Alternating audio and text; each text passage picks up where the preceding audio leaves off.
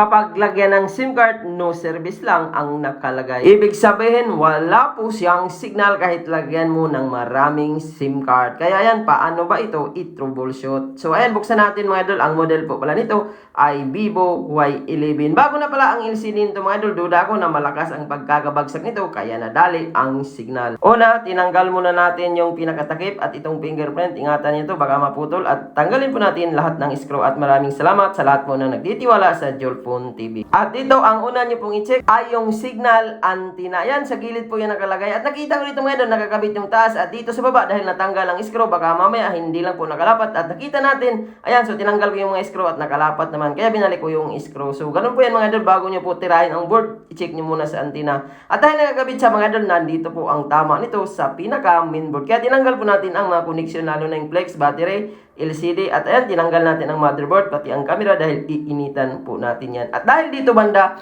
ang connection ng signal, tinanggal po natin yung bakal. Kailangan po talaga tanggalin ang bakal ng mga idol. Mas maganda, huwag nyo nang initan or gamit lang kayo ng cutter. Dahan-dahanin nyo lang, baka mamaya matanggalan ng mga linya, pwedeng masira. At kapag initan nyo naman yan, pwedeng lumubo ang board, pwede rin madagdagan ang problema. At dito mga idol, ang una nating i-troubleshoot or papalitan dito ay itong WTR. At tingnan nyo mga idol, may mga tuldok po ito bago nyo bunutin. Tandaan nyo po kung saan ang tuldok at doon nyo po ilapat mamaya ang bago nyong ipapalit na WTR or yung signal IC. And gumamit po tayo ng 350 heat temperature. At hintayin po natin na lumambot, saka po natin iangat. Huwag nyo pong pwersahin dahil may mga paayan sila. Pag naputulan ng mga paa, matik hindi na muna magawa. At ayan, natanggal na po natin mga idol. At ayan, sunod natin gagawin. Ayan, mag-apply tayo ng flux at linisan natin mga idol. Yung mga paa niya na mga tabingi-tabingi, kailangan mapantay natin yan mga idol para paglapat natin mamaya, diretso po siya lapat. Hindi po siya bukol-bukol. At ayan, after po natin nalinis, pansinin nyo, pantay na po siya. At sa paggawa nito mga idol, kung marami po kayong mga scrapboard, pwede nyo po pagpipisahan. Marami po itong kaparehas ng WTR. At yan, tanggalin nyo lang yung banda sa connection ng signal at makita nyo po yung itim na WTR. At bago nyo bunutin, tingnan nyo muna kung saan nakatutok ang yung tuldok niya mga idol. At para mamaya hindi ka maghahagilap kung saan mo siya ilapat. So,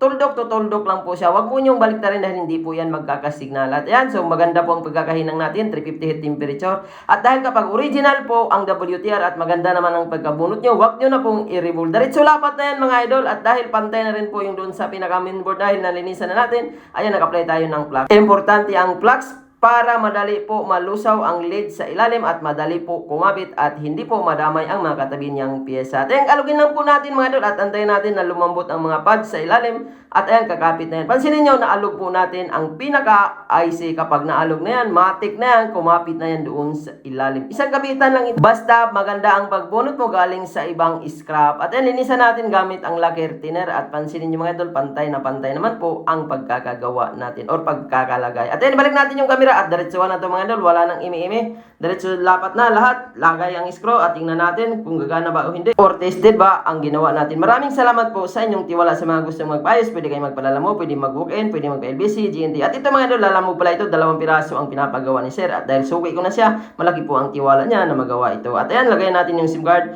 at i-open na natin at tingnan natin kung talagang legit ba ang ginawa natin. Isang kabitan lang ba? At pansinin nyo mga idol, pag open pa lang agad, nakita na natin yung 4G at yung pinaka-signal. At ayan, kung nakakuha kayo ng idea sa paggawa natin, huwag kalimutan mag-like, mag-share, mag-follow at mag-subscribe. Maraming salamat sa panonood.